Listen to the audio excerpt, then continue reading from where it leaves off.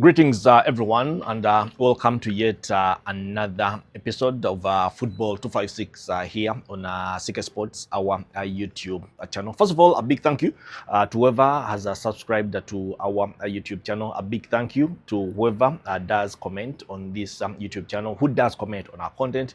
A big thank you to whoever likes our content, and a big thank you to whoever does share our content with the different people here and there. We don't take that for granted.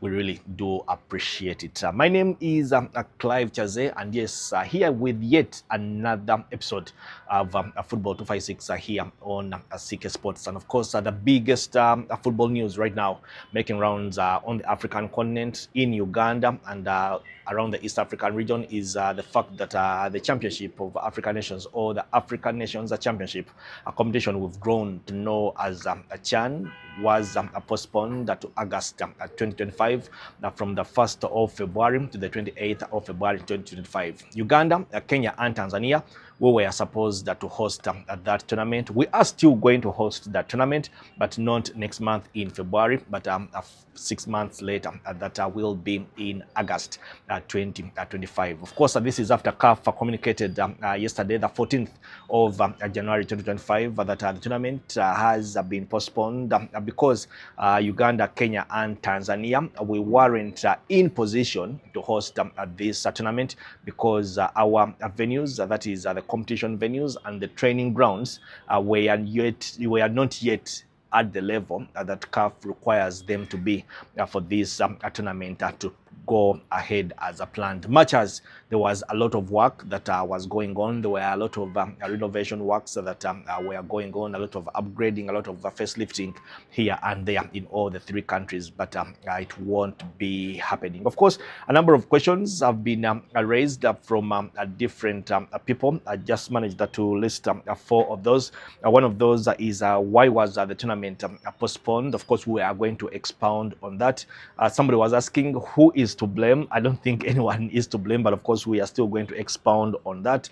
What impact will it have on the region? Then will we be ready come August 2025? Now, starting with why the tournament was postponed. As a region, we presented 5 competition venues. Uganda, we presented 1 facility, competition facility, that is the Mandela National Stadium.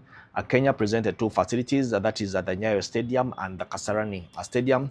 Tanzania also presented 2 facilities, the Benjamin Mkapa Stadium in Dar es Salaam, together with the Amani Stadium in Zanzibar. Now, on top of the competition facilities, we were also supposed to present training facilities. Now, according to the State Minister for Sports in Uganda, Peter Ogwang, Uganda was supposed to present 4 training facilities.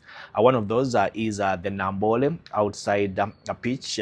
News I'm getting, or information I'm getting, that it is also a facility that was in good condition to host, rather to have teams train in there. However, we had other facilities that still needed a lot of work to be done. One of those was the Chambogo facility, which we later got to learn that I won't be meeting the deadline, so work there was suspended, at least for the CHAN.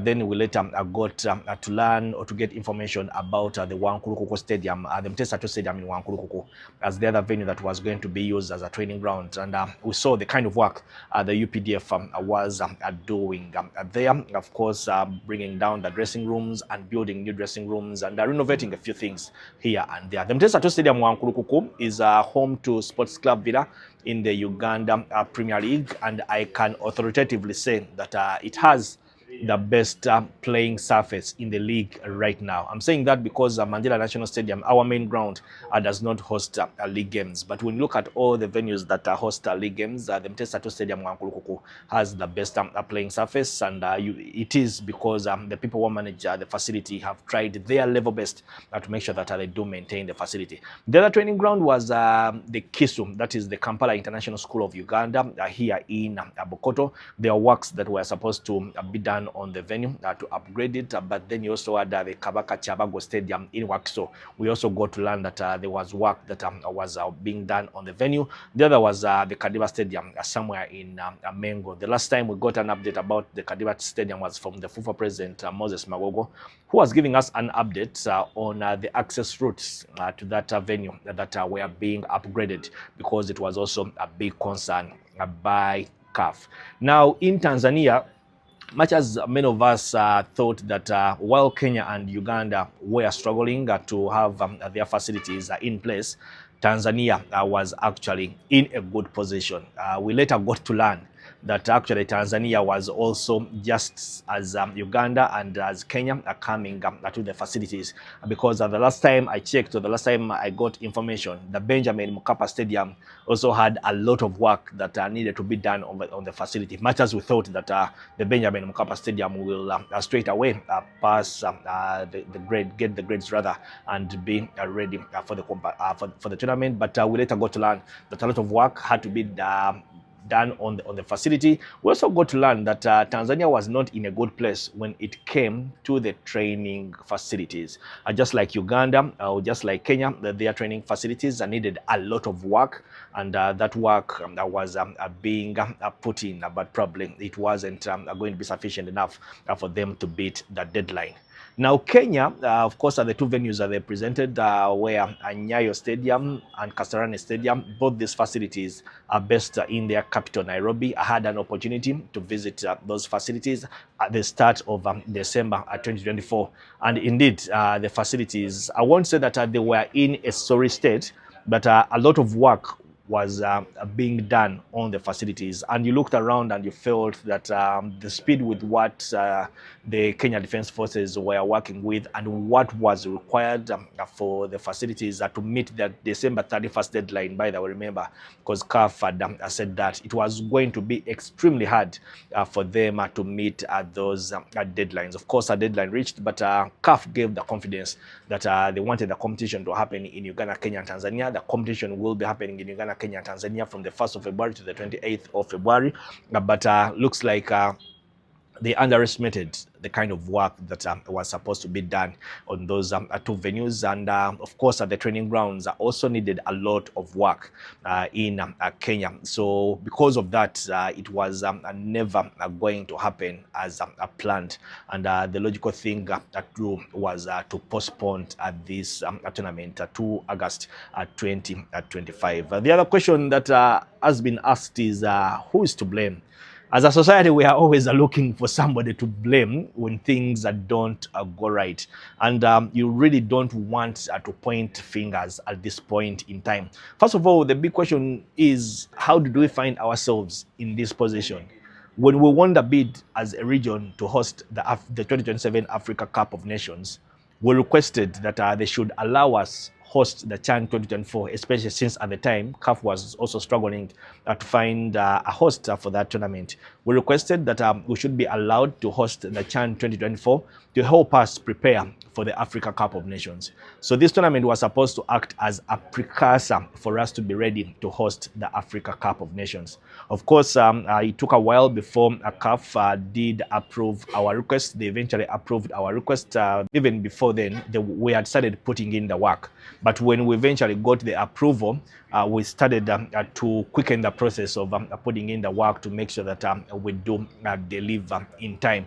Now, unfortunately, we underestimated probably what was required. We underestimated the requirements. We underestimated the kind of work that was needed for us to be able to host a tournament that is at the magnitude of the African Nations Championship. So I wouldn't really say that there is anybody to blame. It is just that the timing at which we got the approval of hosting this tournament and the dates that were put or were set for this tournament to happen were so close to each other that we didn't have ample time as a region to fully meet the requirements that were needed. Our governments probably also needed to act a little bit more serious, take the matter with probably a lot of priority in it, so that we can be able to beat the deadline. But nonetheless, you feel that the window of 6 months that we've been given,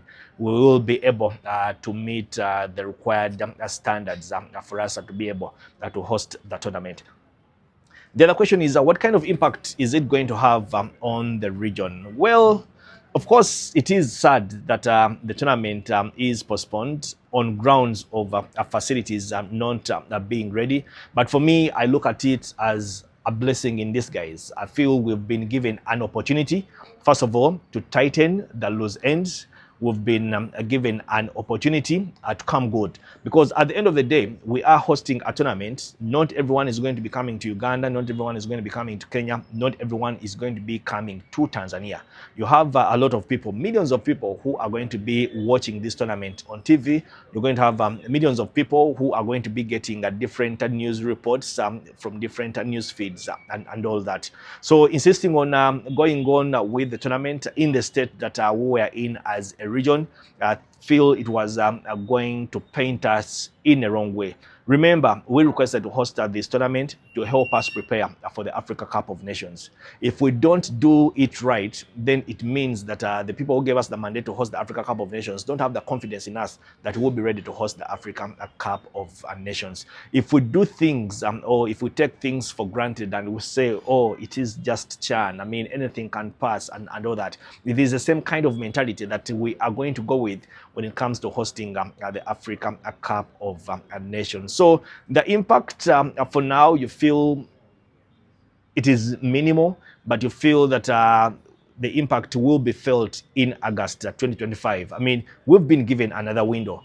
What are we doing between January 2025 and let me say May or June 2025? Because yes, they are saying that the tournament is going to happen in August 2025, but these facilities must be ready at least 1 month to the tournament or 2 months to the tournament. So it is actually not 2025.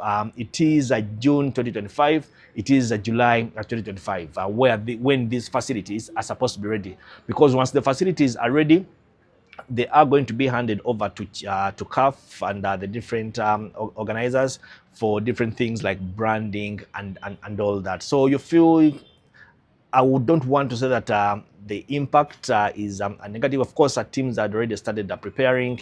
Niger, Uganda, of course, was already in camp. Kenya was already in camp. Countries like Niger had already made plans of camping in Rwanda. Just next door in Rwanda, actually, Uganda was planning to have a friendly match with Niger. Two-time winners, Congo Brazzaville had already, rather DR Congo had already planned having a camp in Dubai. Morocco had already started making plans for the camps. The different teams that already qualified had started making plans. So you feel that probably there was a bit of disorganized, the postponement does disorganize them in a way. But you feel, for me, it is for the better that the tournament is postponed, because we are given an opportunity to upgrade our facilities so that we can be able to host a proper tournament that will give people the confidence that we are actually the right people to host the 2027 African Cup of Nations. Lastly, will we be ready come August 2025? I'm 100% optimistic that we'll be ready come August 2025. As a society, we have a tendency of thinking, oh, we still have enough time. Well, the tournament has been postponed until August 2025. Normally, the mindset of a human being, especially in this part of the world, will think that, oh, we have more time. I can now relax. I can chill because I have more time.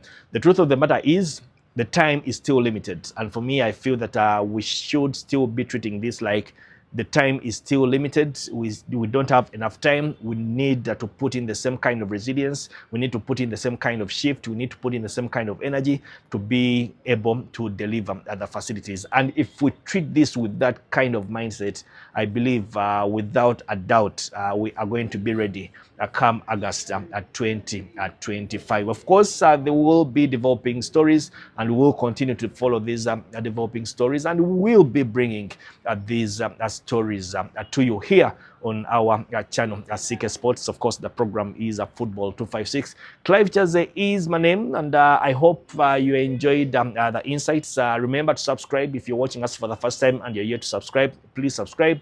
Remember, if you have any questions you want to ask, you can actually ask those questions in the comment section. We appreciate all the comments that have been coming through. Like our content, share our content, our videos to whoever you feel that probably they can benefit from this kind of work. I've been coming to you straight from Kampala, Uganda. Have a blessed day from wherever you are watching us from.